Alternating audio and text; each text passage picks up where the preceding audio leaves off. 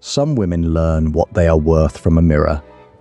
Cassia Carradine, Duchess of Marchmont, learned it from the back of her husband's head. It was an October dawn at Roxholm, his country seat. Mist lay over the lawns like a held breath. The hounds were restive in the kennels. The Duke had forgotten his coat. She had been 22 when she married him. She was 24 now. The intervening 18 months had been so quiet she sometimes forgot, upon entering a room, that she was in it. The footman, who ought to have carried down his Grace's coat, had been sent on another errand by Cassia herself. She was nearer the cloak press, and it was no trouble. A small kindness, of the kind she performed daily, without remarking, the way a clock keeps time and does not expect thanks. She heard the men's voices before she saw them. Her husband and 3 of his friends stood in the great hall in their riding boots, taking the cold off with brandy. The carpet swallowed her step. They did not turn. "And how do you find marriage, Marchmont?" said Carstairs, whose laugh always arrived a half-second before he did. "Confess it. Has she yet bored you into a coma?" A laugh from her husband. Low, unhurried, warm, the kind of laugh she had never once heard him offer her. "She is a wonder, my Cassia. Quiet, well-spoken, well-trained. She asks for nothing. That is why I married her. A man may build a kingdom upon a wife who asks for nothing, for he is never required to give it." Lord Garrick chuckled. "And in the bedchamber, what of it?" She would not ask there either. The laughter that followed was not cruel. That was the worst of it. It was easy. It was friendly. It was the sound men make when they are at peace with a wife they have not troubled to know. Cassia did not drop the coat. She had been raised the eldest of 6 daughters. A lady, she had been taught long before she could speak French, does not drop things. She set it upon the long oak, settled by the door with very steady hands, turned, walked back up the broad staircase, along the gallery, into her own apartments, and closed the door behind her with the soft, decided click of a woman locking herself out of one life and into another. She did not weep. She sat at her writing desk in the grey October light, took up a fresh sheet of cream paper, dipped her pen, and for the first time in her 24 years made a list of the things she wanted. It was a short list, that first morning, but it was the longest she had ever written. She wrote "a horse of my own" and then sat looking at the words, "a horse of her own." The phrase had not been permitted in her childhood. She was the eldest of 6 daughters, and what one had, all had. A horse of her own was the wanting of a girl who had stopped counting her sisters. She added a morning room with eastern light. There was such a room at Roxholm. Lady Marchmont, the Dowager, had used it before her removal to Bath, and it had stood empty these 18 months. Cassia had walked past it twice a week and never gone in. Books I have chosen for myself, a music master. The right to refuse Mrs. Beecham's musical Wednesdays. She stopped. Her hand was shaking, not at the writing, but at the small, mutinous pleasure each line gave her. She had been raised, like all gentle girls, to consider wanting itself a vice. A lady, her mother had told her at 15, requires nothing she cannot give herself. Her mother, Cassia now understood, had been describing a prison and calling it a virtue. She set the pen down and crossed to the window. Below in the gravel sweep the men were mounting. Carstairs laughed at something. Lord Garrick's mare stamped. Her husband stood among them, broad in his dark riding coat, the one she had not after all, brought down, and lifted himself into the saddle with the easy power of a man who had never been told he could not have a thing. She had been told nothing else. She watched him ride out. She watched the mist take him. Then she returned to the desk, took up the pen, and wrote one final line at the foot of the page. "Whatever else is mine, that I have not yet been told of." She folded the paper, locked it inside the enamelled writing case her father had given her on her wedding day, and rang the bell. The bell brought Hester, her maid, breathless from the linen room. Hester had been with Cassia 6 years and had been summoned during that time for one of 3 reasons: the unpinning of hair, the lacing of stays, or the lighting of a fire that had already died. She had never been summoned at 9:30 in the morning. "Madam," Hester said. "Have Reeves come up, Hester. Then send a note down to the head groom. I should like to see him this afternoon at 3. And, if you can find it, a bound copy of Burney's Evelina. I am told there is one in the long library." "Reeves, madam? The butler Reeves?" "Yes. At this hour, madam. This hour. Yes." Cassia met her maid's astonished face with what she hoped was the steady gaze of a woman who had every right to summon a butler before noon. The expression sat awkwardly upon her like a borrowed jewel, but sit it did. "Quickly, please." Hester went. When Reeves arrived, coat brushed, gloves new, slightly winded, having been at the Silver, he found his mistress standing at the window, not seated, which was the first unfamiliar thing. "Your Grace, Reeves. I should like the late Lady Marchmont's morning room opened and aired, every window, the shutters back, the chimney swept by Thursday. I shall take my breakfast there from Monday next. And flowers, please. Anything from the cutting garden that is still standing." The butler bowed. He did not, to his credit, allow his face to express what was happening in it. "Very good, Your Grace." And Reeves. "Madam, I shall be making a number of small requests of the household in the coming days. You are to grant them all, without recourse, to his Grace." A pause, the smallest of pauses. Then Reeves bowed a second time, more deeply. "Very good, Your Grace." The mare arrived from Tattersall's on a Wednesday. She was a chestnut of 6 years, mild in the mouth, with a long stride and one white sock that gave her, Cassia thought, a small mutinous quality of her own.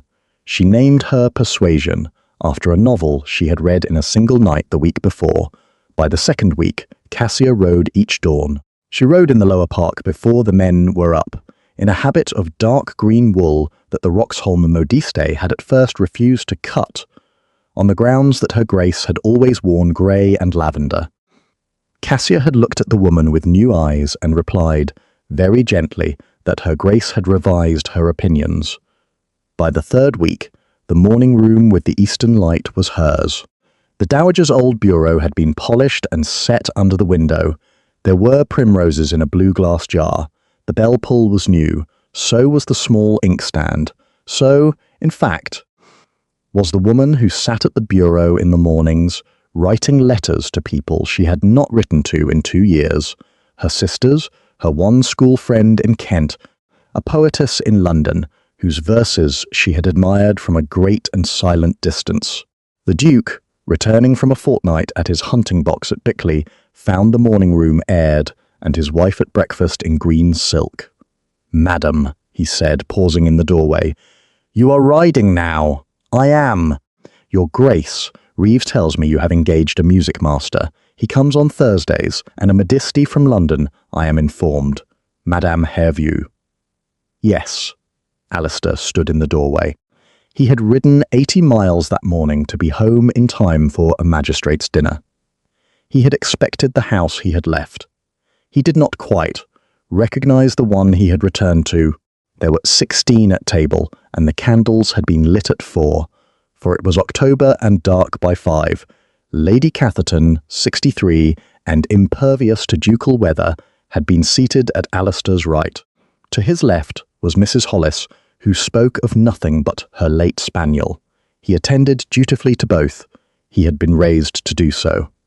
He had not, for a long time, attended to anything else at his own table.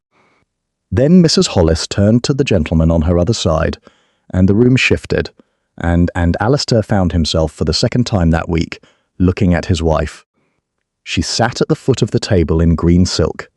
The colour did something to her throat he could not at first identify. She was speaking to the rector, Mr. Trent, about an article in the Edinburgh Review concerning the abolition movement.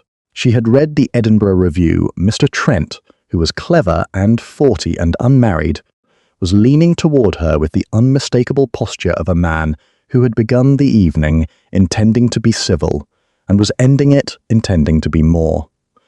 Beyond him, Lord Garrick had ceased pretending to attend the lady on his own left. Carstairs, less subtle, had stopped eating altogether. Cassia laughed at something, Mr. Trent said. It was not the laugh of a duchess at a dinner. It was the laugh of a girl in a garden. Sudden, light, given without economy. Alistair had not heard it in 18 months. He had not. He understood with a strange cold heat at the back of his neck, ever heard it directed at him.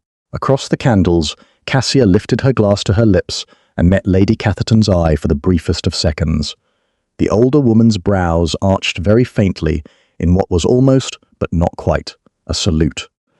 "Marchmont," said Lady Catherton dryly, observing the direction of his attention, "I do not believe you have looked at your wife above twice in the years I have known you. Is something the matter with the silk?" He did not answer. He had no answer that would do. Alistair did not sleep. He rose at 3 and went down through the cold house in his shirt sleeves with a single candle, not because he was looking for anything, but because the dark suited him. He passed the morning room, her morning room, and saw a lamp had been left burning low within. He did not go in. He went to the long gallery instead. His brother's portrait hung at the southern end, between 2 windows that looked out upon the park. Hugh had been painted at 28, 3 months before his death. The artist had caught him as he had lived, half-laughing, head a little tilted, the face of a man who had never been refused by anyone, woman or weather. Alistair stood before the painting and addressed it without speaking. "You should have lived." That was the first part. He had said it 1,000 times in 7 years. The second part he had said only to himself, and only in this room. "I should not have married her." He had told the world that he had married Cassia from duty, from respect for Hugh's memory, from a wish to see his brother's intended provided for, since the Marchmont estate had been the destination of her settlement and Hugh had wished it so. Half the county had wept at the gesture. His mother had wept loudest. He had not married her from duty. He had married her because she had stood in the chapel at Hugh's burial in the grey winter light, and she had not wept. She had been entirely contained. And he had looked at her across the casket of his own brother, and he had wanted her. He had crushed it. He had crushed it by marrying her in silence, and treating her as though she were a piece of furniture his brother had left behind, and never, looking long enough to remember what he had wanted, it had stopped being possible not to look. He went to her in the morning. She had not invited him. He had not, in 18 months, required invitation. He stood at her door for nearly a minute before knocking, which was perhaps the first courtesy his marriage had ever asked of him. "Come in." He came in. She was at the bureau by the window, in a plain gown of dove-grey wool. She had not, he noticed, put on green for him. Her hair was tied simply with a ribbon. A pot of chocolate stood at her elbow. She had been reading a letter which she set aside. "Your Grace, madam." He cleared his throat. I hoped we might speak." "Of course." She did not rise. She did not offer him chocolate. The chair opposite her was occupied by a folded shawl which she did not move. He stood. He had not stood in the presence of his wife since their wedding breakfast, when his mother had pressed him forward to take her hand for the blessing. "I have been remiss," he said. "Yes, I should like. That is, I find I should like to inquire after you, to ask how you have been." She regarded him. She had grey-eye eyes. He had never properly observed it, a duchess of grey eyes. She looked, in the eastern light, like a portrait one had walked past too quickly for half a lifetime. "I have been," she said, "considerably better than I was a month ago. I thank you." He waited for more. There was no more. "Cassia," he said. Her Christian name, in this room, fell like a coin dropped in church. "I do not. I am not certain how to." "No," she agreed gently. "I do not imagine you are. Take your time, Your Grace." She returned to her letter. He stood another moment. Then he bowed very slightly and left. A fortnight passed. In that time Cassia had ridden every dawn-dined, twice with Mr. Trent and his elderly aunt, written 6 letters to a publisher in Paternoster Row on a matter she had not yet disclosed to anyone, and danced a single contra dance at the Quarter Assembly at Bickley in a gown of plum-coloured velvet that Madame Hervieux had produced in a fortnight, and that 3 matrons had condemned as too dramatic for a duchess in her 2nd year of marriage. She had been told this opinion by Lady Catherton herself, who had pronounced it with the satisfied air of a woman delivering a compliment. The Duke had heard, by various means, every one of these things. On the morning of the 15th day, he rose before dawn, dressed without his man, and rode out toward the lower park to meet her. She was at the long fence when he saw her, persuasion's breath white on the air, her habit black against the grey. She did not look at him as he came up. She did not affect surprise. "Your Grace, madam." They rode side by side in silence for the length of a fence. "I have," he said at last, "been informed that you have written to a Paternoster Row publisher." "I have? On what subject?" "On the subject of a pamphlet, Your Grace, by an anonymous author, concerning the education of younger daughters of the gentry. The author has asked the publisher to convey her thanks for the recent advance." "Younger daughters of the gentry. Yes." A pause, the horse's hooves muffled on the frost-bound turf. "You wrote it." "I did."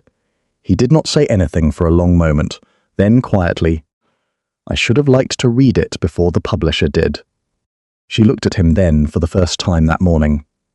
There was no triumph in her face. Neither was there forgiveness.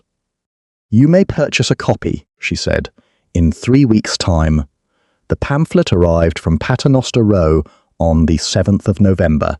It was bound in plain grey paper. Alistair read it standing in his study at 9:30 on a Tuesday evening, and did not move until he had finished it. It was 43 pages long. It was brilliant.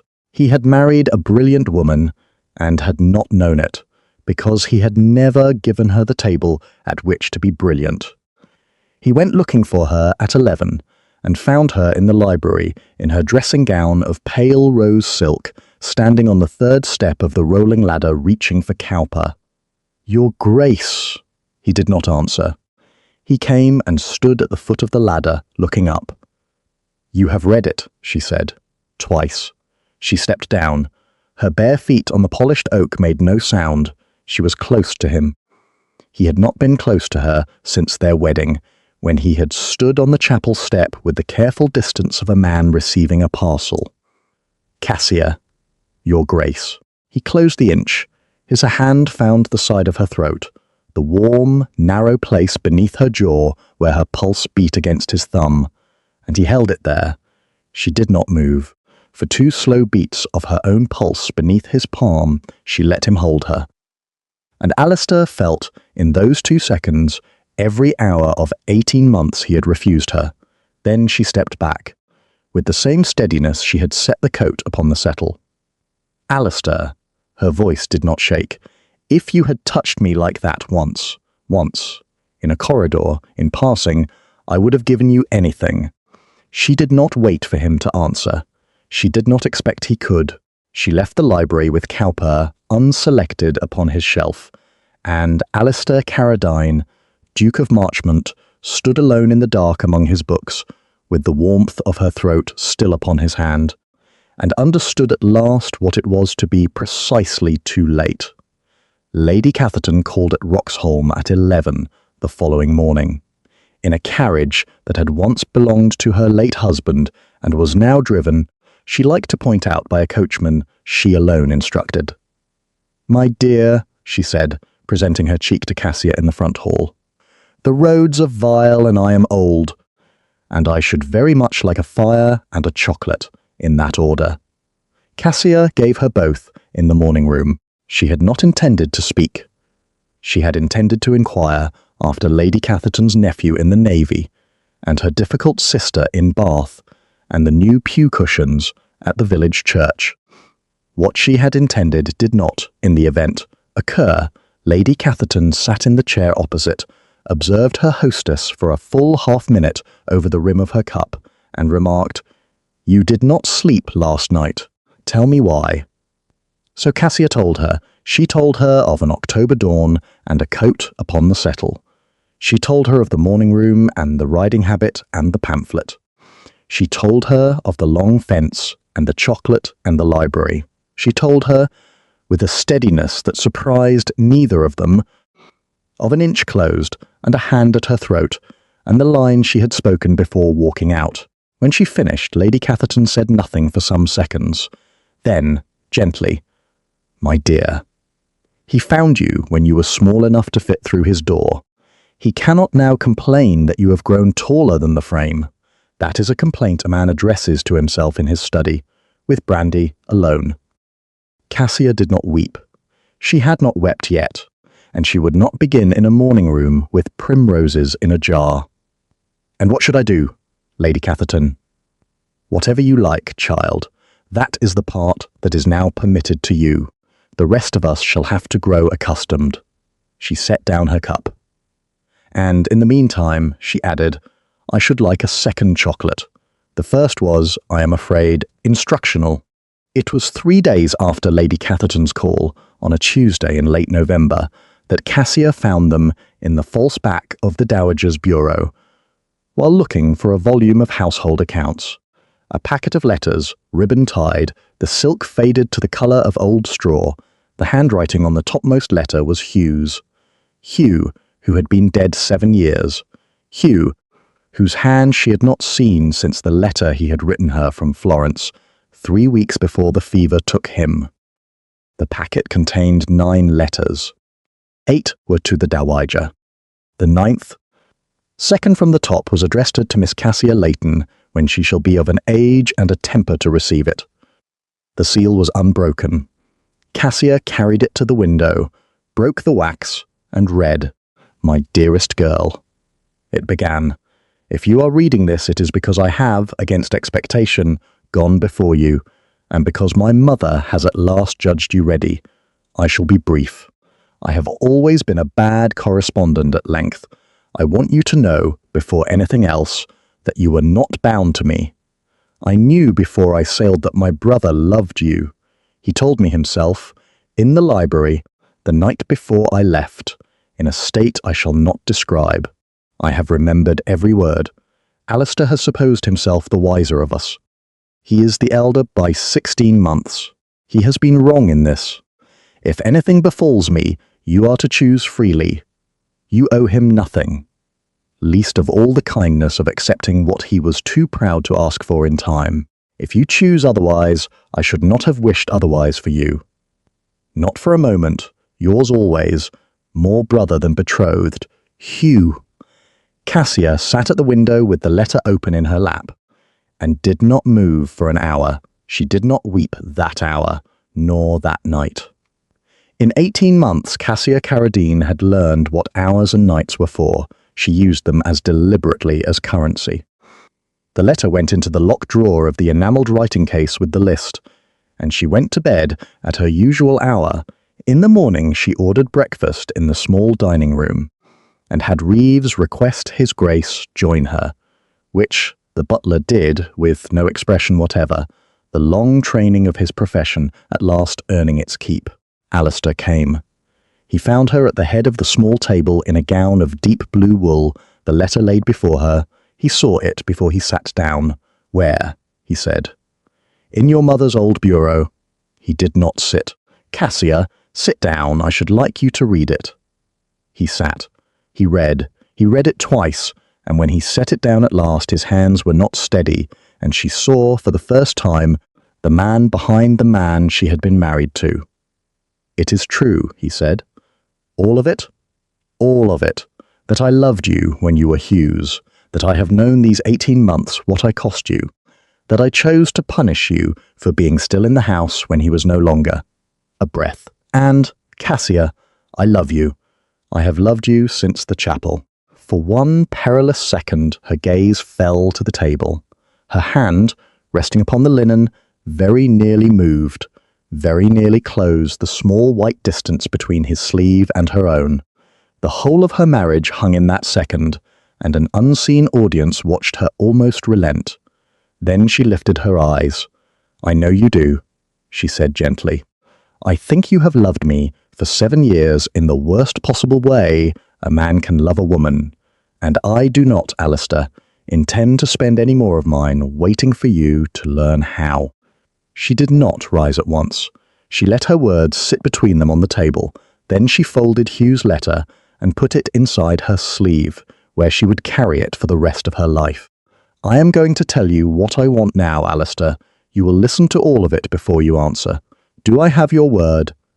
"Yes, I want a separate establishment. Not a divorce.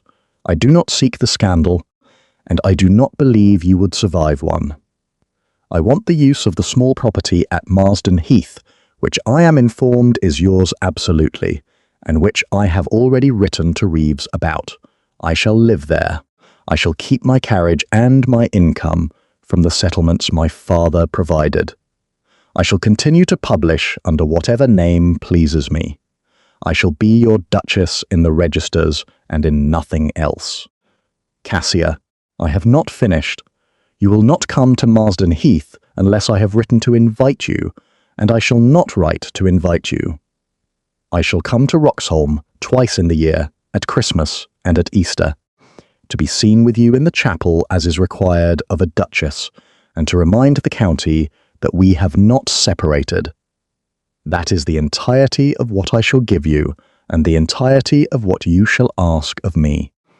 He sat for a long moment with his hands flat upon the table. "And if," he said very quietly, "I were to spend the rest of my life earning the invitation." "You may spend it however you choose, your grace. That is the privilege of a duke. I have spent 18 months waiting upon yours. I shall not spend a further hour." She rose. She left her breakfast untouched and walked out of the small dining room without looking back. And Alistair Carradine sat alone at a table laid for two, looking down at a letter that was no longer his to keep. A year went by. He did not see her in that year. He saw her name in the Edinburgh Review. He saw her twice, at the chapel at Roxholm, at Christmas and Easter, and the visits were measured by Cassia in minutes and not exceeded. It was at Lady Wexford's musical evening in March that he saw her again. He had thought himself safe. Lady Wexford had not been told of the separation, and would not, in any case, have observed it. He had come down for a vote in the Lords, and accepted the invitation because the alternative had been an empty house. She was at the far end of the gold drawing-room, in dove-silver silk, with the Marchioness of Tarrington beside her, laughing at something a young French composer had said. The Marchioness rose, struck the side of her glass for silence, and said, in the carrying voice of a woman who had married 3 earls and outlived 2, "Before we proceed, I should like to make an introduction many of you have been making in the dark. The Duchess of Marchmont, whom you may have read without knowing it. A letter to younger daughters is hers. On the tyranny of quiet women is hers." There was a silence the length of half a breath, then the room turned. Every face in the drawing-room, perhaps 80 of them, turned to look upon the Duchess of Marchmont, as her husband had once failed to look upon his own wife. Cassia inclined her head with a composure not learnt in his house. She did not look at him. She did not, in the remainder of the evening, look at him. He left a quarter of an hour later. He walked out into the spring rain because his carriage had not been called, and stood beneath the lamp at the corner of the square, in his evening coat, in the wet, and felt, for the first time and not the last, what it was to have been the only man in London who had not known what he held. The carriage came. He went home. He did not sleep. She did not return. She did not return when Lady Wexford's evening was the talk of London, nor when On the Tyranny of Quiet Women went into its 3rd printing, nor when the King's printer, very privately, sent word that he was prepared to issue her collected pieces under any name she chose, She replied that she would consider it, and she did consider it. And in the 8th year she let her name be known above the title, and the king's printer found that her name sold more copies than her anonymity had. At Marsden Heath the chestnut mare grew old and was succeeded by her daughter. The morning room with the eastern light became by degrees a working library. Lady Catherton, in her 70th year, came to live in the village. She called twice a week until her death 4 winters later, and on her last afternoon she pressed Cassia's hand and remarked that the chocolate was, as always, instructional. Alistair Carradine died at 63 in the chair in the morning room at Roxholm, on an October morning very like the one upon which his wife had set down his coat. He was holding her list. She had given it to him at Easter, 10 years before, folded inside an envelope, with a single line in her hand upon the outside. So that you may know at last what I asked, he had not opened the envelope until the day before he died. He had wanted, all those years, the patience of waiting to ask her for it himself. The dukedom passed, as estates do, to a cousin's son in Northumberland, who proved a competent steward and a kind man, and who had the great wisdom never to set foot in the long gallery alone. Cassia Carradine lived to be 78. She was in the garden at Marsden Heath on the September afternoon she died. Sun on the lavender, the chestnut mare's daughter at pasture beyond the low wall.